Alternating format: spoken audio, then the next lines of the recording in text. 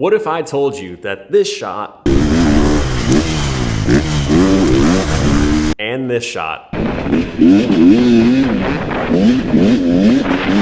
all came out of the exact same action camera? I've been making videos with action cameras for a very long time, and these things are getting absolutely incredible. But if there's one thing I've learned over the years, it's that settings are so important to getting good footage. And if you don't have good settings, you might as well be filming on a Nokia flip phone. It can be so frustrating to spend a whole day out at the track thinking that you're getting some epic footage. You get home and the camera has completely let you down, and you have nothing to show for your epic day at the track. And I'll be honest, if you don't know what you're doing, it's very easy to get it wrong. But luckily for you guys, I've spent the last 6 years basically testing these things out and dialing it in the settings. And I am more than happy to share my settings with you guys so that next time you go to the track, you can be sure that you're gonna be getting some epic footage that you're gonna be happy with. And you can make all your friends jealous by posting it online. You guys know I've been partnered with Insta360 this year, and I've exclusively been using their Ace Pro 2 here on the channel. And I've gotten a lot of comments asking for the settings, and I figure now is the perfect time to make it, because as of today, Insta360 has just released their brand new collaborative effort with the Super Motocross Championship. And so here in my hands, I have the Insta360 Ace Pro 2 SMX bundle. Still freshy in the box, haven't even opened it yet. But yeah, I figured this would be a great opportunity for me to show you guys step by step how to go from camera in the box to capturing the epic pro footage that you guys are used to seeing here on the channel. I'll show you guys what all comes in the SMX bundle and why it's so good for motocross racers like us. And then I will show you all of my settings that you guys can just plug into your camera and go hit the track. So without further ado,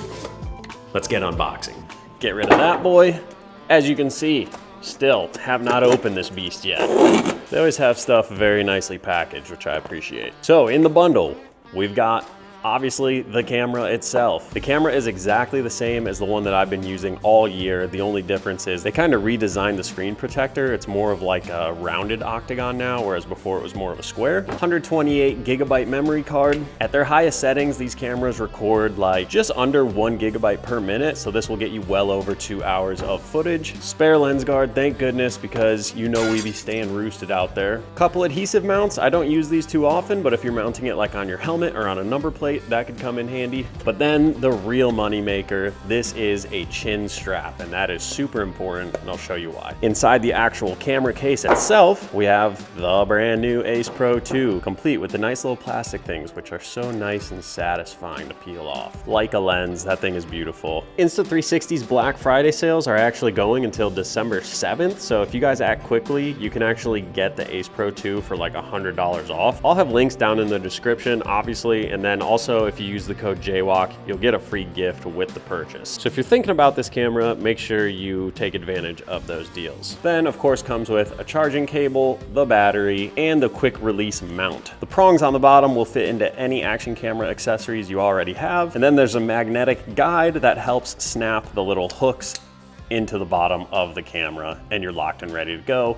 2 little tabs on either side, you press in and pull it back apart. This makes it super convenient. I have found that anything that saves me time during content production just encourages me to actually get out and make content. So I really appreciate the super easy, quick on and off. You can have a bunch of these mounted on different helmets or on your car or whatever, quickly swap the camera around from mount to mount. That really speeds up the workflow, and I appreciate it. But a lot of you guys ask me what microphone I'm using with this camera, and I just run this little guy. This is actually a little built-in foam cover that goes over top of the microphone. As you can see, there's foam in the back of this guy. So that just fits in a groove and then snaps on. However, the camera is not fully waterproof when it's in this mode, so they also provide this little one, which if you're gonna be taking it underwater, you can pop that on. I don't put it in any wind reduction modes or anything. I run the raw audio straight out of it, and then I mess with it a little bit in the program in post, and I'll show you guys how I do that later. Ace Pro 2 also has this flip up screen, which I haven't found much of a use for it for motocross because it's pretty much always mounted on my helmet, but if this is gonna be your only camera and you wanna vlog with it and stuff, that's pretty cool as well. When it comes to mounting the camera, as I said, the chin mount is absolutely king. And Insta360 makes it super easy by providing the chin mount in the SMX bundle. It's just a flexible rubber thing with the prongs and then some straps on the back. Super easy to mount up on any helmet. Sorry, mine is a little dirty, but it'll do. Some convenient little nose holes here for the straps to go right through on my Alpine Stars helmet. The buckles buckle behind there, and yeah, that thing is super solid. So that's definitely the easiest way to do it. Even comes with a little extender piece piece, which I think you're probably gonna need. We'll go ahead and throw that on right now. Follow that up with the quick release mount, and then of course, finally,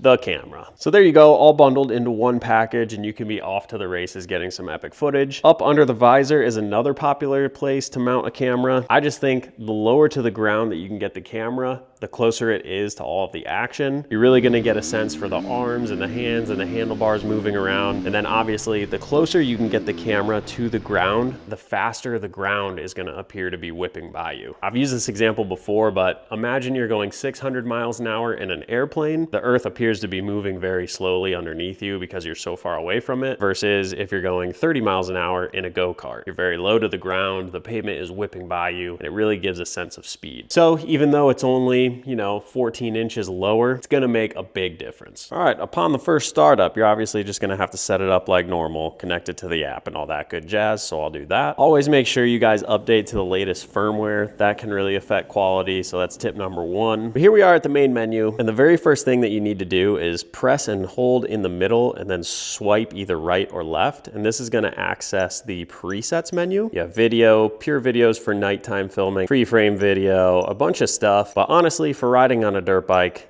just the video mode is what you're gonna wanna pick. So go ahead and do that. When you're on the main screen, you can swipe from the left to access the memory card and see clips that you've already taken. This is obviously brand new, so we don't have anything. You can swipe down from the top to access a bunch of menus that doesn't mess with the actual video quality. So this little rocket ship right here turns on quick capture, which I'll demonstrate really quick. I always use it. This makes it so that when you turn the camera off, like so, the camera is off right now. There's the recording button on the top, and you can press it one time, and it will start the camera and start recording. You can go out there, do your moto, whatever, and then tap the record button one time again, and it will stop recording and turn the camera off. So once you have your settings locked in, that is a great way to save battery, save memory space, and just make the process a lot easier. So I always use quick capture. You got orientation lock, gesture control, underwater modes, all sorts of stuff like that. Only ones I want to point out is make sure you swipe over and go to the microphone and make sure that it's not on wind reduction, it's just on stereo mode. Like I said, we have that wind muff on the front, so we don't need to put it in wind reduction mode. I just find wind reduction mode to be annoying, and it kind of makes it sound like the camera is recording from inside of a fishbowl, and I really don't like that. I like clean audio, so I always run it on stereo. And then this little gear icon are like general settings. So we'll go here. First thing we want to do is to go into general. I like to leave vibration on because when you're on your dirt bike, you can't always hear the camera, but when it's mounted on your helmet, you're always going to feel it vibrate your helmet. So I like to run the vibration. Big one for me, I like to turn zoom off. On the Ace Pro 2, when you're at the main menu and you double tap the screen, it'll zoom in like so. I like to turn that setting off because I've accidentally double pressed the screen while I'm riding, and that obviously ruins the footage. So we want to go in and turn that off. And then a big one, we want to find the image settings under the general tab, scroll down to bitrate, and make sure we turn that to high bitrate if you are looking for absolutely maximum image quality. It's obviously going to run a bit of a bigger file, but if you bought the bundle, you have a 128 gigabyte memory card, so it's not that big of a deal. If you have a smaller card and you're not too worried about quality, you can run it on standard, but if you want the best of the best,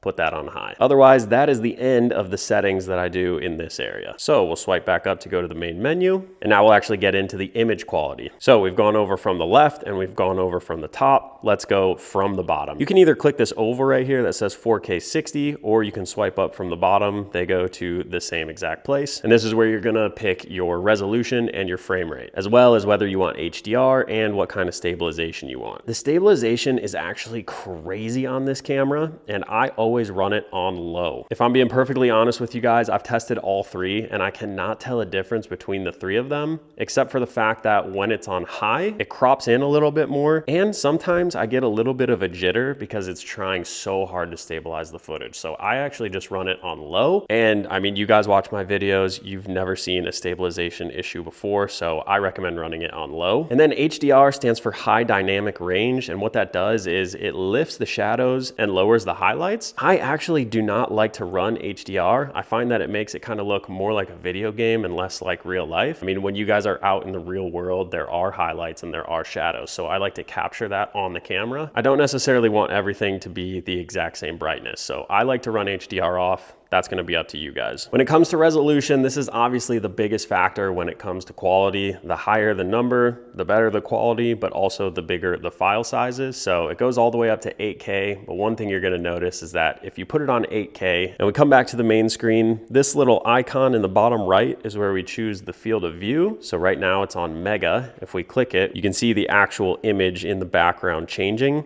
and Mega is the widest view that we can use in 8K, which is pretty wide. But if we go to 4K, that unlocks another one called Action View. And as you can see, compared to Mega, Action View is way more zoomed out. And that's what we want for dirt bikes. So I run it in 4K. If you guys are making YouTube videos, you're gonna wanna run 4K because people typically watch YouTube videos on like TVs or computer screens, which are really big. And if you're running a low resolution, it's not gonna look very good. If all you're doing is uploading to Instagram or TikTok, you can definitely get away with 2.7K or 1080p to save on some memory card space. And also these unlock a higher frame rate, so you can slow the footage down more. 2.7K goes up to 120, but 1080 goes all the way up to 240. Speaking of frame rate, if you're here in America, the standard is a multiple of 30. 30 frames per second is about as low as you can go before you start seeing the individual frames like a stop motion. So I always run 4K 30. If you think you want to slow any of your footage down, you can run a multiple of 30. So let's say you're running 4K 60. Now you can slow your footage down to half speed and still maintain that 30 frames per second. So you can get some really nice, smooth looking slow-mo footage. And likewise, if you go all the way up to 120, you can slow your footage down to 25%. You can slow your footage down even if you record it in 30 frames per second. It's just gonna look notchy. But again, that's gonna save on space. So I always just film on 4K 30. We touched on it a little bit already, but this bottom right corner is the field of view. If you're running it on your dirt bike, you want it as wide as possible. So you're gonna wanna run Action. If you're doing vlogging, I actually recommend going with one of the more narrow ones because it's gonna make you look a little bit more normal. So when I'm vlogging with this thing, I like to run it on linear, but you can see how much wider the Action mode is than any of the other ones. So if you're gonna be using it on your dirt bike, you definitely wanna run Action. And then that only leaves swiping over from the right, which will access your exposure settings. You can either pick auto at the top or switch over to manual. And I'll be honest, you can totally get away with just running it on auto. I've actually filmed it on auto plenty of times for my YouTube channel. No one's ever said anything. So that's totally fine. You have color profiles here, which I always run standard and then do a little bit of editing post-production, but you guys can go ahead and filter through and try out a bunch of the different color settings and kind of figure out which one that you like the most. There's some pretty wild ones for sure, so go ahead and pick your favorite one. I just run standard. I don't mess with anything else, and they already have the sharpness set on medium, which is great. If you're gonna be editing your footage afterwards, you can even run it on low and then add your own sharpness later, but medium is gonna look totally fine. The only time I recommend messing with manual settings is if you want motion blur in your footage and you're gonna be planning on using ND filters. But I'm gonna be honest, guys, that is such a headache that I don't recommend it for most people. And honestly, if I were to sit here and explain it to you guys, that would be a full video in itself. So maybe I'll actually make a video on running ND filters and what manual settings you need to run to get motion blur. But we do not have enough time in this video. So all manual mode really does is let you control your shutter speed. You can lock that in, and then you can also lock in your ISO or just set a max value for your ISO. But I really recommend you guys just run it in auto mode, especially if you're gonna be riding in environments that have changing lighting conditions, like if you're trail riding and you're going in and out of trees, or if you're at a track that has a shaded section and a bright section. Auto is just gonna automatically correct for all of that without you having to mess with anything.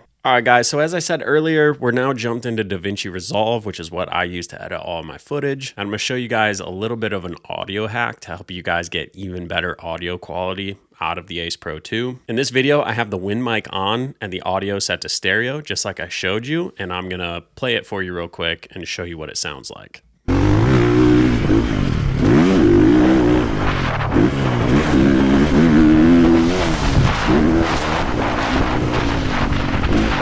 So you can obviously see there's still quite a bit of wind noise, but if you guys have headphones on, you might notice that it's only coming out of the left side. Let me pan the audio fully over to the left and play it again and show you what I mean. So lots of wind noise in the left. Let me pan the audio back to the right and play it again.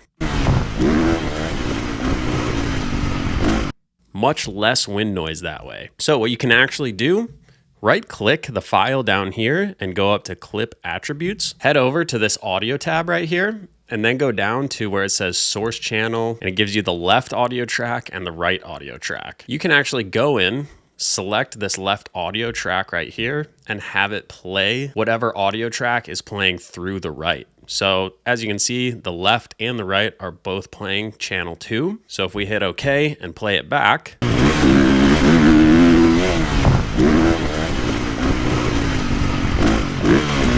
now we're getting audio out of the left and the right, but basically zero wind noise, which is so epic. Next thing I want to show you guys, because one of the biggest questions I get asked is how do I make the image quality so good on YouTube? And don't get me wrong, even my videos get compressed really bad, but I found a way to minimize the YouTube compression. And I'll show you how to do that real quick. So when you want to export, this little rocket ship in the bottom right is the export tab. Up in the top left, you name the file, find out wherever you want to save the file to. And then under this video tab, this is the important stuff. So format, you want it on MP4 because that's the most compatible with YouTube. And for this codec here, action cameras all film in H.264 or H.265. You can actually choose in the camera which one you want it to record in, but it's just important to match this setting to whatever you've chosen inside the camera. By default, it comes H.265, and that's what I use. So I always switch that over to H.265. Timeline resolution, make sure this reflects the resolution that you recorded the video with in your camera. So 3840 by 2160 is 4K. So I know I'm exporting in the quality that I recorded in. But the biggest one is right here where it says quality.